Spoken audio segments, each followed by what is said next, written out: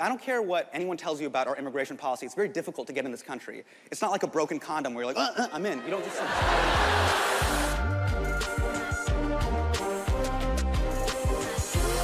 Americans hit their kids on the arm and bruise their body. Immigrants slap you across the face and bruise your soul. It's Guantanamo of the mind. We were in AP Calc together, but we had chemistry. That's basically the way our parents are. Ages 0 through 30, they're like, no girls, right? Then when you're 35, they're like, why can't you talk to girls? It's basically it. You're like, that would kill me. And my dad's from that generation, like a lot of immigrants, where he feels like if you come to this country, you're gonna endure some racism. But for me, like a lot of us, I was born here. So I actually have the audacity of equality. Like, I'm like, nah, I'm in honors gov. I have it right here. Life, liberty, pursuit of happiness. All men are created equal. Says it right here. I'm equal.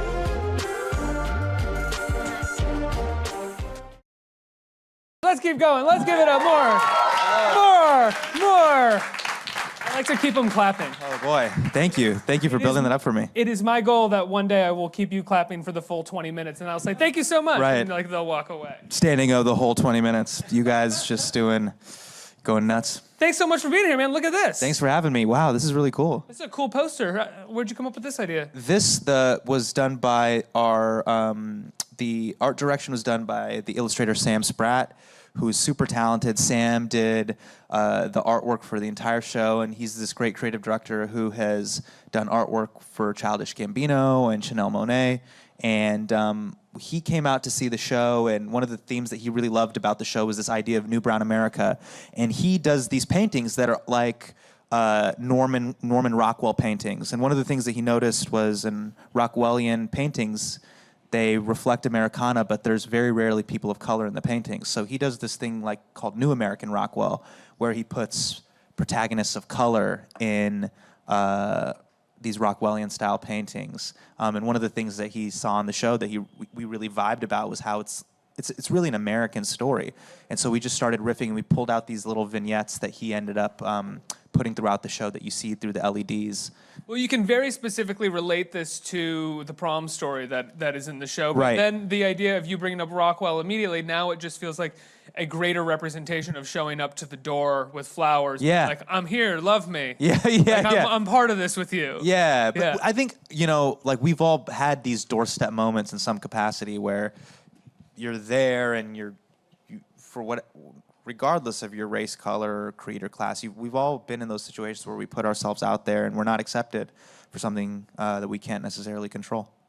So let's talk about developing this material. You told me backstage 3 years ago you started working on this, right? Yeah, I started working at it at the Moth, the Moth Story Slams, and I brought it out, and Catherine Burns, the creative director, came up to me after one of the Story Slams. The theme was heartbreak. So for years I was doing stand-up, and I get the topic of heartbreak, so I had to think about what was my first time falling in love and who was the first person that I fell in love with. Well, did you see a difference between your stand-up and what you were doing at the Moth? Yeah. And were you trying to bring the two together, or were you trying to actually craft something else? Well, with the Moth, you're given the topic and then you have to figure out a story. So it was kind of the first time that I had to let go of the act and then just go, all right, I just have to tell a real story, and maybe there'll be funny moments within it. And I told the story about the first person that I loved and trying to go to prom with her and then not being able to go because of her parents. And Catherine Burns, the creative director of The Moth, was like, "That's what ended up happening with you and your dad and sneaking out to try to go to prom and then experiencing this on the doorstep, not being able to go because of the color of your skin, and what happened with her parents." And I started to slowly sort of write it out. And I started working with my director, Greg Wallach, and we then developed it at the Sundance Labs. And the story started to take shape as we were working on it. So it kind of chronicles my autobiographical life of my parents immigrating, or my dad immigrating to the United States, me being born, me growing up with him, meeting my sister. But then it focuses on this love story, and it chronicles us over the 10 years. So you sort of already had the core right when you started, and then it was sort of finding everything around and going it that backwards. shaped that core. Answering that question, what was it like, growing up in an immigrant household? And so going backwards to that, and then going forwards of whatever happened with you and her, and what happened with her relationship with her parents and her sort of relationship with race and identity and all of those things. Let's And I don't get- want to give anything away, but everything's sort of kind of weaved together in a way where I can't necessarily take credit for it. It's sometimes like life writes better punchlines than you can. And I don't want to give anything away either. It's on Netflix. Everybody should tune in and watch it if they haven't already. But it is like you said, it's about heartbreak, and it's about one particular person, really. Yeah. That broke your heart, that you kind of got back in touch with here and there. Right. Has this person seen the Yes, special? And yes. how has that Yes, gone? which is so crazy. I can't imagine they're that mad about it. It's not necessarily offensive Yeah. towards them at all. It's just a personal telling of the story. And But actually, still. if you, with all factors considered, it's kind of She comes out on top. yeah. Everyone kind of comes out on top. But to me, what's most powerful about it is that it shows how much your life can change for better, for worse, with one choice, and how specifically in regards to race and identity, generational change is possible with one choice, and that to me I think is something optimistic and kind of cool to think about. So what did she say when she saw it? This was weird. So she was just like, funny stuff, and I'm like, what does that mean? That's so loaded. But she was, what's great is the character Bethany. She's awesome, and her husband is awesome, and it's actually very, very cool. They're super supportive, and because the message behind what they represent and what the show represents is a generally positive message. It would have been different had it ended differently. Right. If you hadn't had that moment with her already. in history where Right. Yeah. Where you actually had a really contentious moment with her, but then rewrote it to be like a positive situation. Yeah, yeah. That's not how that went down. You Right. just screamed at me for an hour. And you just screamed at me in out. a restaurant and then stormed off and got on a plane. What I love about that moment is the majority of the show is about you as an immigrant and dealing with Right. your parents and the generational differences there. Right. And then all of a sudden having this moment at the end where you relate to a white person's generational differences as well, and how we're all, in many ways, whether we're immigrants or not, sometimes swimming along the same paths of Yeah. sort of trying to find understanding and like you said, identity. And I think that's kind of a brave way to take that. Yeah. If that makes sense. Maybe it's not that brave. I mean, agreeing with white people is not that brave. No, but no. But I think one of the things that I wanted to touch on in the show, and I didn't do it on purpose, but I think it's more relevant now more than ever. I think the country's kind of grappling with what is our identity. Are we the nativist narrative or are we the immigrant narrative? I'd already written the show before, but the nativist narrative is like, to be American means X, Y, and Z. It's like the Dallas Cowboys, football, Jesus, Doritos, Budweiser. body slamming reporters. Body slamming reporters, the troops, God bless America.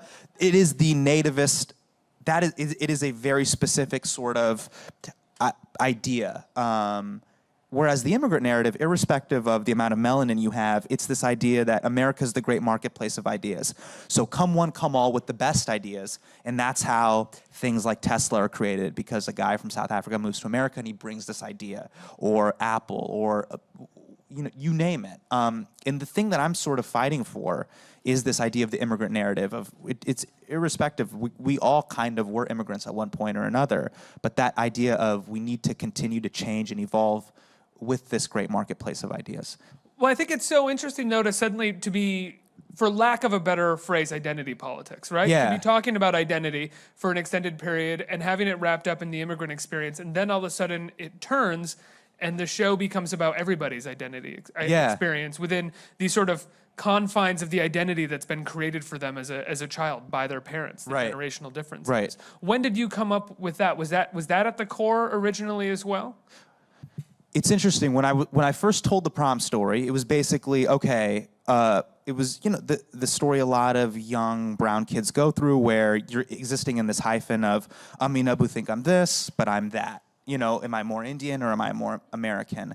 And then what's interesting is when I went backwards and I talked about me getting married, and I explore that in the show, the dynamic between Hindus and Muslims, Montagues and Capulets, I aired out that same sort of hyphen within the Indian community, where there's also this internal strife of just like, oh, log kya kahenge, what will people think?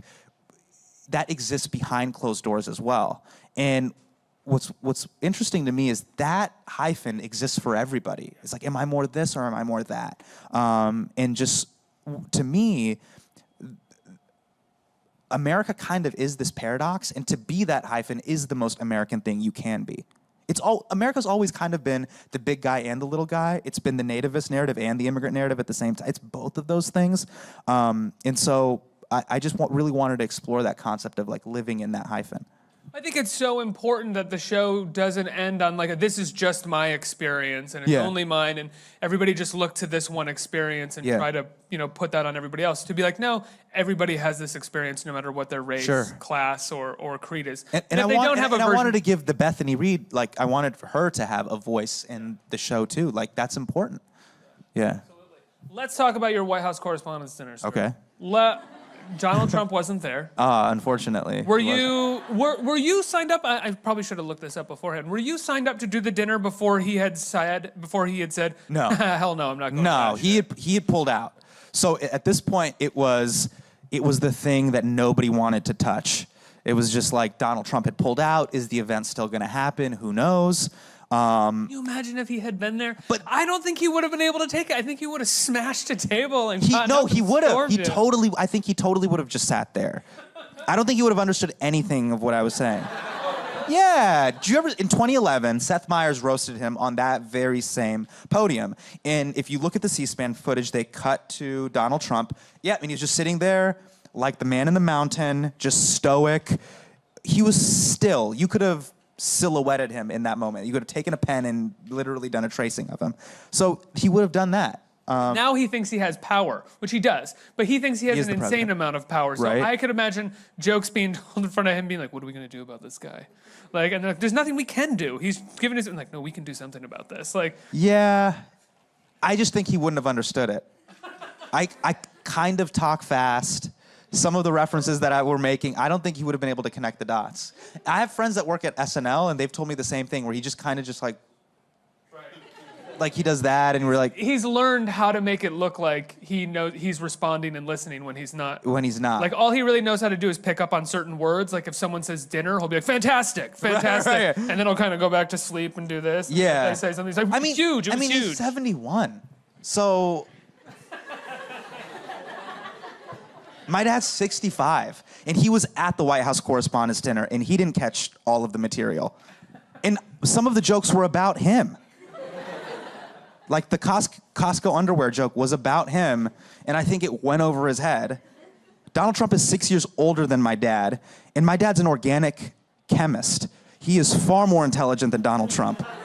He wouldn't have gotten anything. And to me, that's the whole fun, like the whole fun thing about the White House Correspondents' Dinner is a comedian goes on stage and makes fun of journalists and the administration to their face. That's the Pacquiao-Mayweather dynamic that's really interesting. People love the cutaways. I love watching the cutaways at home.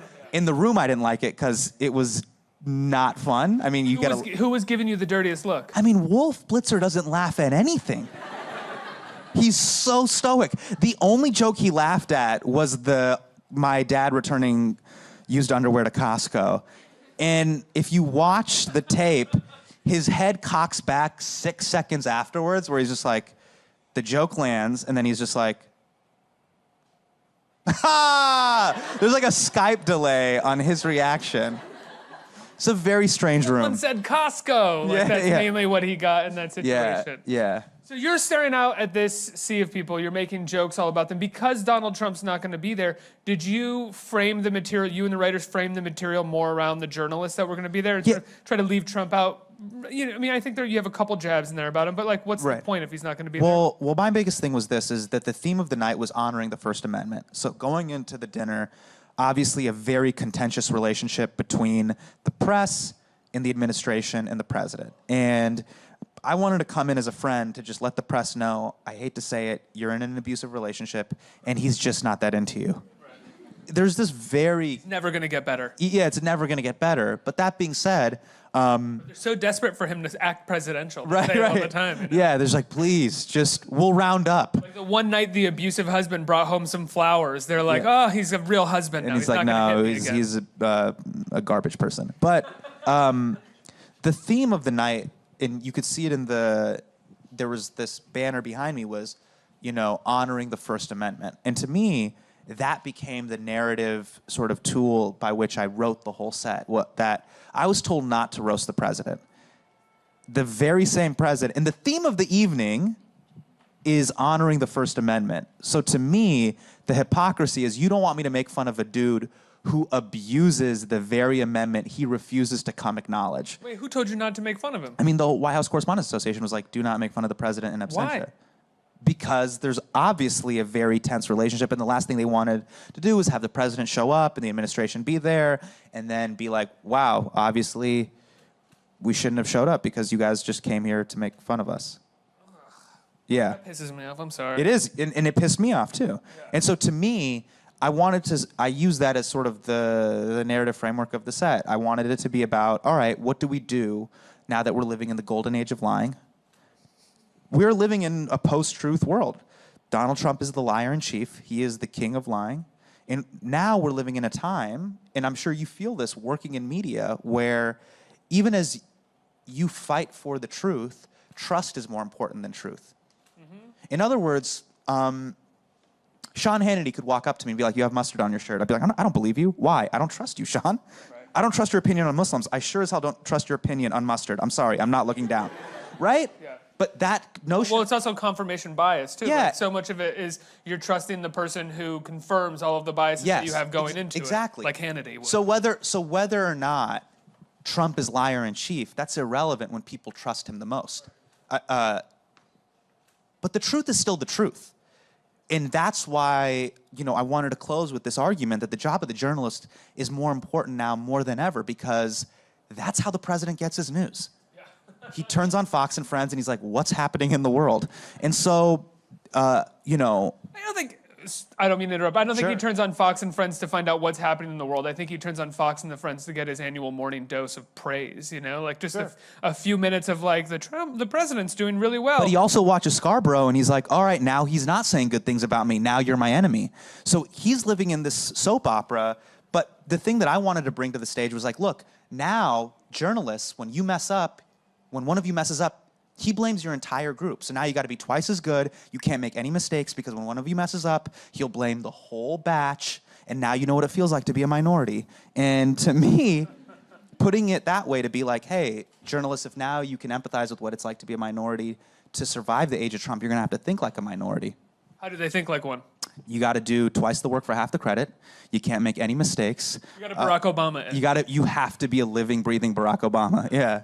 Which is so exhausting. Minority or not, we should all try to be living, breathing Barack Obama. Sure, yeah, totally. Let's talk about these sort of same things, but in regards to The Daily Show. Yeah. And producing and writing at The Daily Show. Yeah. Which you've been doing for some time. You were doing it when Stewart was there, right? Correct. For a little bit? Yeah. How has it changed? And I don't mean that in regards to Trevor Noah being there as the host. Obviously, that changes some things. It's a different voice. Right. But how has Stewart leaving, how do you think that's changed your coverage of Trump and how you cover Trump? What's been awesome is Trevor coming in and having an outsider's perspective on the political process and everything that's going on in the country has been really cool, because I remember when Trump won, we had a live show that night. So the whole show we had written was like breaking the glass ceiling, Hillary is president now, #women rule. And then the results started coming in and people in the office were panicking, dogs were crying, like it was crazy. I took pills and went to sleep. Yeah. And so we're tearing apart the script and rewriting the script in real time. But Trevor was super calm as a cucumber because he had seen this before. He's like, oh, Trump is an African dictator. I've seen all of this before. Trump is Mugabe. I've seen, this is like dictatorship 101. And for him to have that perspective, to give us the playbook in advance was really awesome. That's something, again, nobody else could have brought to the table. And I'm so glad we're doing segments like that. Like everyone would have been panicking rather than Sure. able to be like, yeah. How could this happen? He's like, yeah, I've seen this happen. Right. Yeah. What is he attributed to, or what do you attribute it to? What leads to America having a dictator? Fractured media in a globe, like economic inequality. Yeah, I don't think it's just. I don't like. Again, People don't want to be judged as a monolith. I think the narrative also isn't one monolithic statement like, oh, it just boiled down to misogyny or just racism or just corruption or just fracture. I think it was a myriad. It was this cocktail of all these different things. Yeah. I blame the DC extended universe. Next, let's get some questions from people out there. Who has a question? Hey, son. How's it going? Good. How are you? Good. I saw you. I was at the podcast that you did at NYU a few weeks ago. Oh, wow. And, you were talking about your process and kind of enjoying the process, including bombing. Were there any times where you really bombed or felt like you couldn't do it anymore? I remember this was just a few weeks ago when I was getting ready for the dinner. The first day, because I got the gig 3 weeks before the dinner, so I had to write my first day up at the Comedy Cellar. And I workshopped the whole set there. I went up there with no material. I had just a Word doc of just brain vomit, and I was tanking bad. What is it, like 20 minutes, 25 minutes? 25 material? minutes. And I'm up on stage to do as much time as you want. And I'm like, I don't have anything. And I remember looking to the audience that night, and they're like, you're gonna host the dinner? Jesus. And I'm like, to start there, I remember, and I was with my head writer, Prashant, I was having a panic attack. It was rough, but trusting the process and knowing you'll get through that was really helpful. And being around other comedians that were like, dude, you'll be okay. We have 3 more weeks, but 3 weeks. That's not that much time. it wasn't. I had to do 6 sets a night. It was crazy. You were doing 6 sets a night? Yeah, just to get it right.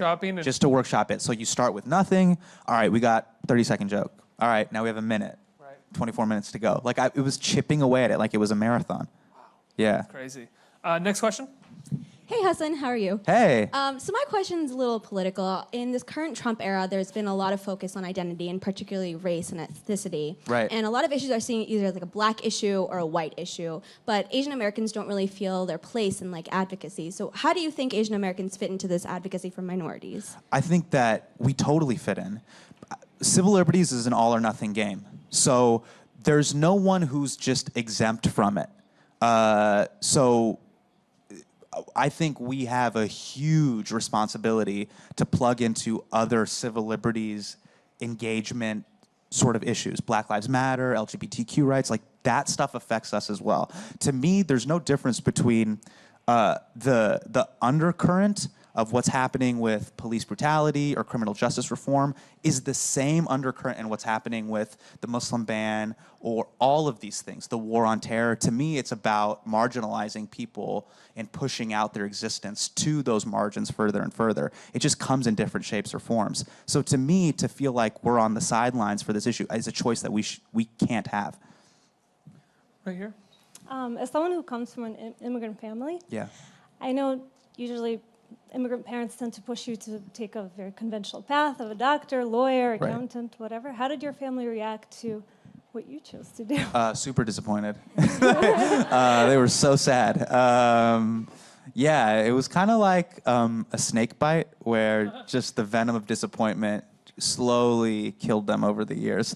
But they're okay now. They're doing much better now. Well, as you say in the special, your sister did better, so they could lean on her for a little They have while. her, so they gave up on me and they doubled down on Aisha, and they're like, we got one.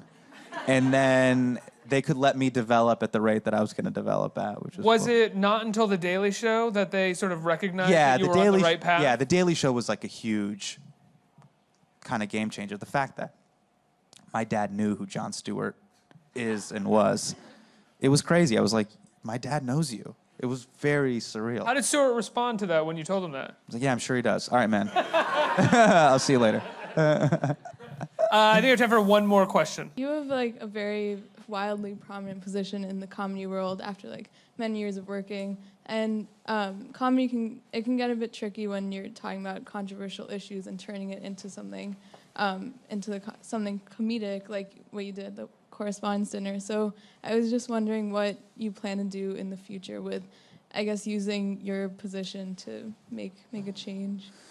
Yeah. I just want to continue telling stories that I think need to be told. That's really it. Yeah. How has doing a show like this changed your comedy?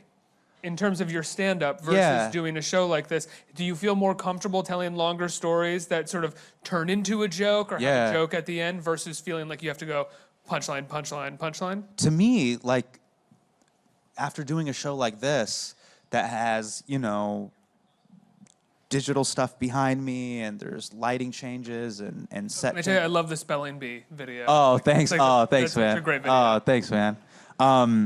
So to me now, it's one of those things where I'm actually for doing more one-man shows like that because it allows me to play all these different notes. I can still do the traditional setup punch stuff, but then because it's in the theatrical space, there's moments where you can sort of milk it and you can have these moments that are maybe sad or poignant and then get back into comedy later. I think having that flexibility to play all those notes, to me, is really exciting. Now, you shot this, probably should have asked you this at the beginning, more of a beginning question, but you shot In this my in your hometown. hometown. Yeah. Yeah. What made you decide to do that? All of the stories that I'm talking about in the show are things that I think affect communities around the country. Like a lot of times when it comes to discussing race, I think like the collateral damage has to be death for us to talk about it. It's like, all right, you know, we shouldn't have killed Trayvon Martin. But even then, it's like, but he stole some Skittles. Right, guy. right, right. But when it comes to that, they're like, okay, he was still a teenager. He shouldn't have died. But to me, the other He had one time smoked pot, so Right. maybe we should rethink. Yeah. But to me, the tougher conversation is the stuff that happens the other 364 days of the year that are far less bombastic, that people want to always shove to this. Why do you want to talk about race now? Like, why does the collateral damage have to be the highest level? It has to be murder. Every day, people of color, marginalized groups feel this all the time. And it happens at school, in the workplace, in your community. So I wanted it to be like, to bring it back to a place like Davis, California, to be like, yeah, it happened here. And all things being equal, given everything that's going on in the country right now, could 2017 Hasan Minhaj go to prom with 2017 Bethany Reed? That's really the case study. That's really what it's about. It's not about, oh, I couldn't go to prom with a white girl because her parents were afraid that I was Muslim and brown. That's not the point. Like, I'm grown, I'm married, I'm doing well, I have health insurance, I'm doing great. The point is all of these factors being equal, coming from when I graduated high school to now, those variables being equal, could 2017 Hasan Minhaj go 2017 Bethany Reed? And I think the answer is maybe. And that's progress. But it's perhaps. It depends on what state you're in. Like, where do you live? Like, that to me is the conversation I want to have through the show. And to show that if through Bethany and Rajesh Rangat Ramanujananam it's possible, maybe anything's possible. Is that his real name? Did you I make up that changed name? it, but it's the same number of letters. Is it really? Yeah. Hasan, Homecoming King is on Netflix now, right? Guys, go watch it. The Daily Show is on every night. Yep. At 11 o'clock. Yes. On Comedy Central. Hasan Minhaj, everybody. Hasan, thanks so much. Thanks, you guys. I really appreciate it. Thank you, guys. Really appreciate it.